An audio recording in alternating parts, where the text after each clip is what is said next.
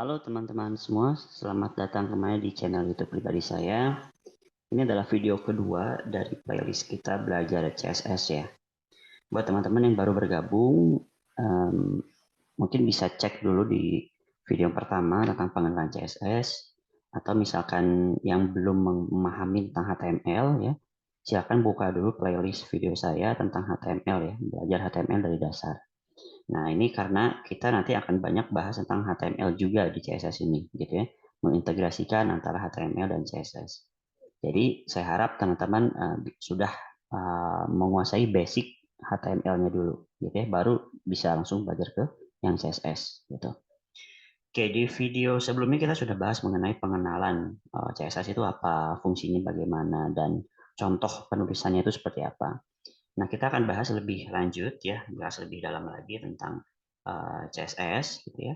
Di kali ini kita akan cek atau kita akan pelajari mengenai struktur apa saja yang ada di CSS gitu ya. Oke, sebelumnya saya akan buka dulu ke aplikasi Visual Studio saya. Ini kita kan sudah bikin folder ya, tapi ini khusus untuk HTML. Saya akan buat folder untuk menyimpan file CSS. Saya buka dulu ke Explorer.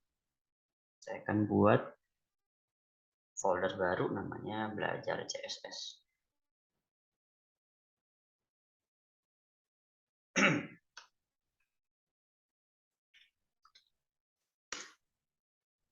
Oke, ini saya udah buat ya foldernya. Saya akan drag dimasukkan ke Visual Studio-nya. Oke, add folder to workspace. Yes. Oke, sini kita udah punya 2 folder ya. Kenapa yang HTML ini nggak saya hilangkan dari sini? Nanti barangkali kita perlu ya, perlu untuk struktur kode HTML ini kita pindahkan gitu ya. Nah, jadi kita simpan saja di workspace dari Visual Studio-nya gitu ya. Oke, nah selanjutnya kita akan bikin file CSS ya. Caranya seperti biasa, kita buka dulu file baru ya. Nah, ini masih untitled karena masih file baru. Lalu pertama kita save dulu ya. Save as. Nah, ini diarahkan ke folder di mana kita membuat namanya folder belajar CSS. Saya simpan di dokumen. Ini saya kasih nama CSS1 ya, atau style ya. Ini penamaannya bebas. Nah, kalau misalkan extension untuk HTML itu kan kita biasanya pakai .html ya. Tapi untuk CSS ini menggunakan ekstensinya .css. Gitu. Jadi penulisan penamaan filenya adalah misalkan saya kasih nama di sini style ya, .css. Nah seperti ini ya, titik CSS gitu. Biar ekstensinya itu untuk CSS.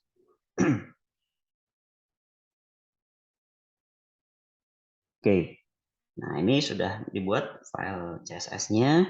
Kalau teman-teman yang menggunakan Visual Studio Code, ini biasanya ada simbol pagar warna biru ya. Nah itu artinya itu sudah menjadi file CSS. Seperti itu. Oke, nah selanjutnya kita akan bahas mengenai struktur kode di CSS itu ada apa saja. Pada dasarnya sebetulnya ada 3 teman-teman. Yang pertama adalah selector, terus yang kedua itu adalah blok deklarasi, dan yang ketiga itu adalah property dan value atau property dan nilai. Nah, selektor itu adalah sederhananya merupakan parameter yang kita gunakan agar CSS ini bisa diintegrasikan ke HTML. Nah, selektor itu ada berbagai macam jenisnya. Ada ID selector, gitu ya, ada tag selector, universal selector, dan class selector, gitu ya. Nah, terus ada blok deklarasi. Nanti akan saya tunjukkan blok deklarasi juga dengan properti dan nilai, gitu ya. Baik, pertama adalah kita akan bahas tentang selektor. Nah, selektor ini kan tadi saya sudah sampaikan ada beberapa jenis. Yang pertama yang akan saya bahas adalah universal selector, ya. Nah, universal selector ini penulisannya seperti ini, teman-teman. Jadi kalau di CSS, kalau kita membuat universal selector itu ditandai dengan simbol bintang ya seperti ini. Lalu kita buka kurung awal buka dan tutup. Ya. Nah, kurung kurawal ini penting dalam CSS karena untuk menandai bahwa ini adalah styling untuk selektor ini gitu ya. Nah, untuk selektor universal ini styling CSS nanti kita akan buat di antara kurawal pembuka dan penutup ya. Nah, universal selector ini kita gunakan biasanya agar seluruh styling HTML-nya itu terpengaruh sama si selektor ini gitu. Jadi kita kalau misalkan ngasih styling ke tag HTML itu kan banyak ya. Ada macam-macam lah gitu. Ada paragraf, ada heading dan lain sebagainya yang sudah kita bahas di video sebelumnya. Nah, di sini nanti akan terpengaruh dengan si universal selector ini dan kita tidak perlu menambahkan selektor yang lain karena dengan menambahkan satu selektor ini itu sudah akan memberikan pengaruh atau efek styling ke seluruh tag HTML gitu ya. Nah, cara penulisannya seperti apa? Nah, cara penulisannya kita masuk ke antara kurawal buka dan tutup. Nah, di sini kita tuliskan styling apa yang mau kita panggil. Misalkan kita akan memberikan color gitu ya. Nah, ini kan ada color. Nah, titik 2. Nah, setelah titik 2 itu kita kasih nilainya gitu ya. Colornya itu mau warna apa? Color itu artinya warna ya. Misalkan kita kasih warna merah. Nah, dalam bahasa Inggris ada red gitu ya. Nah, ini artinya kita akan kasih warna merah gitu ya. Oke, selanjutnya mungkin kita tambahkan margin gitu ya. Nah, margin ini sebetulnya kalau di website itu kayak pembatas lah ya, ada garis pembatas gitu. Misalnya ada margin kanan, kiri, atas, bawah gitu. Nah, ini misalkan kita kasih nilainya bebas gitu ya, mau berapapun gitu. Nah, nanti kita akan bahas lebih lanjut gitu ya. Tentang margin itu apa, color itu bagaimana gitu ya. Untuk video kali ini teman-teman yang penting memahami dulu konsep cara penulisan CSS itu seperti apa. Nah, oke, ini sudah cukup mewakili sebetulnya penulisannya. Nah, kalau di CSS itu setiap ini kan namanya properti teman-teman. Color, margin, terus nanti akan lebih banyak lagi ada background gitu ya. Dan background pun ada beberapa jenisnya, ada background color, image, position, repeat, size, dan lain sebagainya. Teman-teman bisa coba nanti. Nah, ini adalah namanya property ya. Background color, margin, dan color itu adalah property. Nilai ini ya, red, terus ada nilai 0 ya. Setelah titik 2 kita kasih ini namanya value atau nilai gitu ya. Jadi teman-teman panggil styling apa, nilainya apa gitu. Kayak kita panggil misalkan color atau warna. Warnanya itu mau apa? Nah, itulah disebut value. Nah, misalkan untuk background color kita kasih contoh saja ini green misalkan ya. Nah, di sini kita udah punya properti, punya selector, jenisnya ada universal selector, terus ada juga value. Nah, buat teman-teman yang pakai Visual Studio ya, ini akan muncul seperti ini nih, kayak palet warna gitu ya, kalau disorot nih untuk nilai warnanya. Nah, inilah enaknya pakai Visual Studio Code ya. Jadi mereka itu atau si editor ini tuh kasih list properti apa aja yang ada di CSS gitu teman-teman. Jadi teman-teman nggak perlu menghafal seluruh propertinya, cukup misalkan ketik background gitu ya, nanti akan ada muncul background apa gitu ya. Nah, seperti itu. Oke, itu penulisan pertama ya. Kita sudah mengenal apa itu universal selector, apa itu property, apa itu nilai ya. Oke, selanjutnya kita akan bahas mengenai jenis selektor yang kedua, yaitu tag selector ya. Nah, ini saya kasih contoh misalkan masih di penulisan CSS ini ya. Biasanya kalau misalkan kita punya lebih dari satu selektor, itu tandai dengan angka simbol koma ini ya. Nah, terus di sini kita tulis pack selektor seperti ini gitu ya. Atau di sini kita nggak perlu lah, karena kita filenya file CSS langsung. Oke, kita punya selektor yang kedua. Nah, di selektor yang kedua ini kita akan bahas tentang tag selector ya. Tag selector. Nah, tag selector ini adalah selektor yang nantinya itu akan memanggil styling CSS-nya itu berdasarkan tag HTML, gitu ya. Nah, tag HTML itu kan kita sudah pernah bahas di playlist sebelumnya. Ada heading, ada paragraf, ya, terus ada table, dan masih banyak lagi. Gitu. Teman-teman bisa explore tentang tag HTML itu seperti apa. Nah, misalkan di sini saya memanggil P.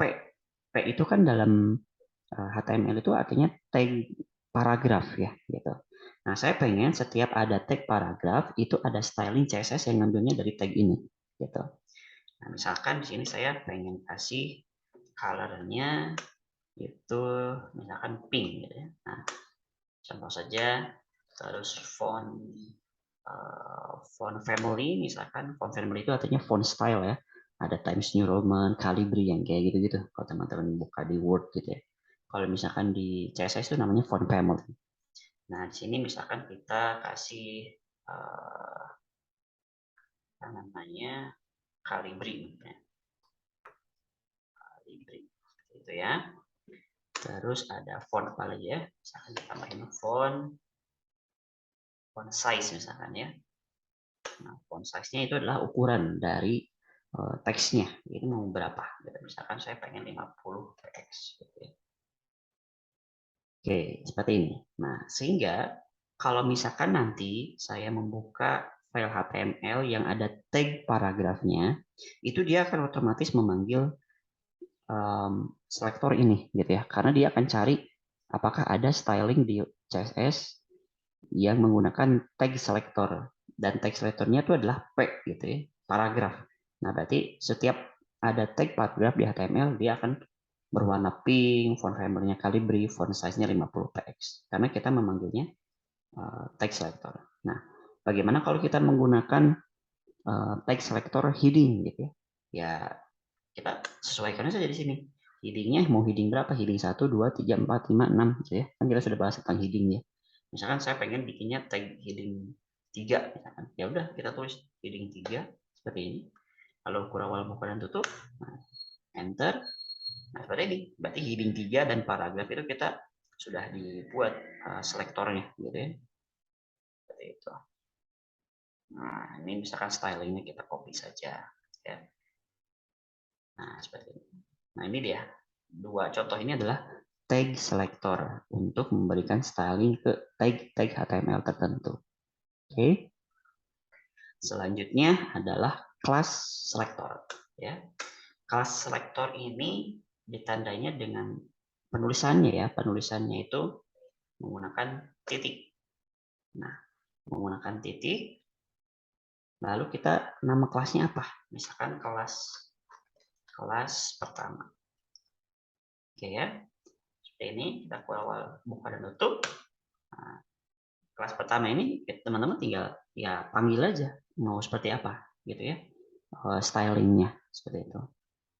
Oke, nah di sini misalkan kita akan kasih color ini misalkan purple ya, purple seperti ini. Terus fontnya font size-nya misalnya 30x. Terus font family-nya itu Calibri saja samakan. Oke, terus kita tambahkan lagi font style misalnya font weight.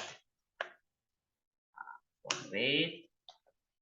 Oke, font weight itu adalah maksudnya kayak misalkan kita kalau di Word itu mau kasih style bold ya atau mencetak tebal suatu paragraf atau konten yang bentuknya teks gitu ya. Nah, kita tambahkan font weight bold.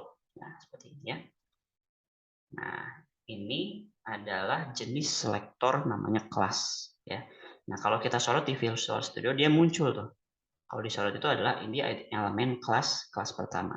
Jadi nanti kalau misalkan teman-teman mau integrasikan dengan HTML, cara manggilnya styling ini adalah berdasarkan kelasnya. Nanti di tag HTML-nya kita tinggal ketik kelas lalu masukin namanya, nama kelasnya, kelas pertama. Dan perlu diingat di CSS ini dia case sensitif ya, artinya huruf besar dan huruf kecil itu sangat diperhitungkan gitu. Kayak misalkan di sini kita kelas pertama itu huruf K-nya itu kecil, pertamanya itu P-nya besar. Nah, misalkan teman-teman kebalik nih penulisannya di HTML-nya, K-nya malah besar, P-nya malah kecil. Nah, itu secara otomatis nggak akan kepanggil tuh stylingnya, karena penulisannya beda, gitu ya. Oke. Terus yang selanjutnya adalah mengenai atribut, ya, selektor atribut. Nah, selektor atribut itu penulisannya seperti ini. Misalkan kita mau kasih styling di tag HTML mengenai href ya atau hyperlink. Kalau di HTML kan kita buka tag A terus href sama dengan apa gitu ya. Untuk kalau misalkan untuk membuat link gitu ya, untuk membuat link di HTML kalau kita klik link itu akan menuju ke suatu URL atau suatu alamat file HTML gitu ya. Penulisannya, misalkan kita tag apa nih? Misalkan kita tag A di HTML ya. A itu untuk bikin hyperlink. Oke. Terus kita panggil atributnya. Atributnya apa? Misalkan title ya. Kita kasih kurang buka dan tutup seperti biasa. Nah, ini kita kasih properti dan nilainya ya seperti di atas gitu. Ini copy saja seperti ini untuk contohnya gitu ya. Nah, maka dari tag ini ya, kalau misalkan saya membuka atau membuat tag A ya di HTML untuk bikin hyperlink, lalu ada atribut title di situ, maka dia akan otomatis menggunakan styling yang ini. Oke. Nah, penulisannya seperti ini. Apa tag HTML-nya, terus dalam kurung itu nama atributnya apa dalam tag tersebut yang bisa dipanggil untuk styling CSS-nya, lalu kurang buka dan tutup. Nah, selanjutnya sama seperti yang sebelumnya, masukin properti dan nilai dari si CSS-nya. Oke, gitu ya. Baik. Selanjutnya kita akan bahas tentang selektor yang terakhir, namanya adalah ID selektor, gitu ya. Nah, kalau ID selektor penulisannya seperti ini, diawali dengan tanda pagar, ya, lalu nama ID-nya, misalkan ID pertama. Ini penamaannya itu bebas ya teman-teman. Penamaan kelas, penamaan ID itu bebas silakan. Cuman yang perlu dicatat adalah harus bisa dipahami gitu ya. Nama kelasnya, jangan nama kelasnya itu malah sulit untuk dipahami. Jadi nanti kalau misalkan style CSS-nya sudah banyak, teman-teman bingung sendiri mau manggil nama kelas apa ya gitu. Karena penamaannya itu tidak teratur. Gitu. Oke, untuk selektor ID itu diawali dengan simbol pagar, lalu diikuti dengan nama ID-nya. Nah, setelah itu sama seperti yang sebelumnya, masukin properti dan nilai yang dikehendaki. Oke. Nah, kalau kita sorot di bagian ID pertama, dia ada pop up dari Visual Studio-nya bahwa ini elemen ID sama dengan ID pertama. Ini menandakan bahwa CSS ini menggunakan selektor tipenya adalah ID selector. Oke. Oke. Baik, di sini saya harap teman-teman bisa mengikuti ya tentang jenis-jenis selektor. Kita ada universal selector yang ditandai dengan ada simbol bintang. Terus juga ada tag selector yang ditandai dengan munculnya tag HTML di CSS ya. Ini seperti P, H3 gitu ya. Terus ada class selector yang penulisannya diawali dengan simbol titik, kalau nama selector, nama kelasnya apa. Selanjutnya ada atribut ya. Nah, ini dia atribut yang penulisannya adalah pertama tag HTML-nya apa, terus kita kasih kurung siku, nama atributnya apa. Gitu. Terus yang terakhir adalah ID selector. Nah, diawali penulisannya dengan simbol pagar, lalu nama ID-nya. Oke, itulah yang dinamakan selector. Dan tadi kan kita bahas juga, ada namanya blok deklarasi. Nah, blok deklarasi itu sebetulnya satu ini ya, beberapa baris ini dari antara kurawal buka dan tutup itu adalah namanya blok deklarasi, yang dimana teman-teman mendeklarasikan properti dan nilai CSS-nya. Ya, ini segini ada blok deklarasi lah.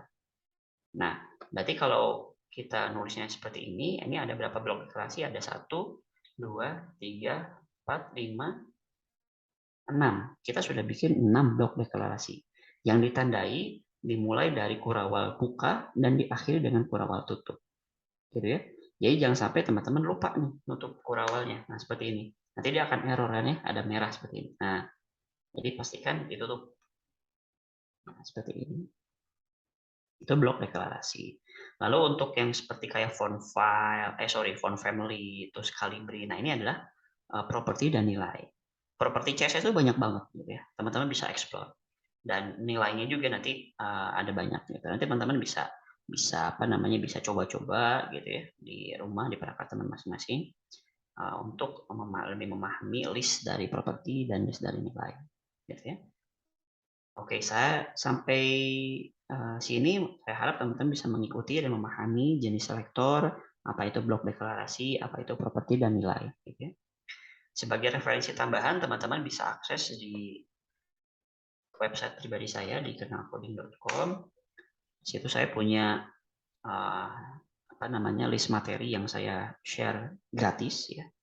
Di sini ada saya masukin 3 modul pembelajaran, ada HTML, CSS, dan JavaScript gitu ya. Nah, ini kita masuk ke CSS. Jangan lupa bikin akun dulu ya. Nanti bikin akunnya juga gratis. Nah, sini CSS. Nah, ada beberapa list bahasan tentang CSS ya. Nah, ini sebetulnya kita masuknya di bagian struktur dasar CSS. Oke. Dan ini materinya semuanya dalam bahasa Indonesia, jadi teman-teman bisa lebih memahami. Ada definisi singkatnya, terus ada contoh kode programnya yang bisa teman-teman coba, dan ada beberapa contoh yang lainnya. Oke, dan ini websitenya saya kelola sendiri, sehingga kalau misalkan nanti ada materi tambahan, saya akan upload juga di sini ya, selain kita buat versi videonya. Oke, untuk video kali ini cukup sekian. Mungkin terima kasih atas waktunya sudah menyimak video ini. Buat teman-teman yang baru bergabung dengan channel ini, selamat datang dan selamat belajar, semangat terus gitu ya. Sampai berjumpa kembali di video berikutnya.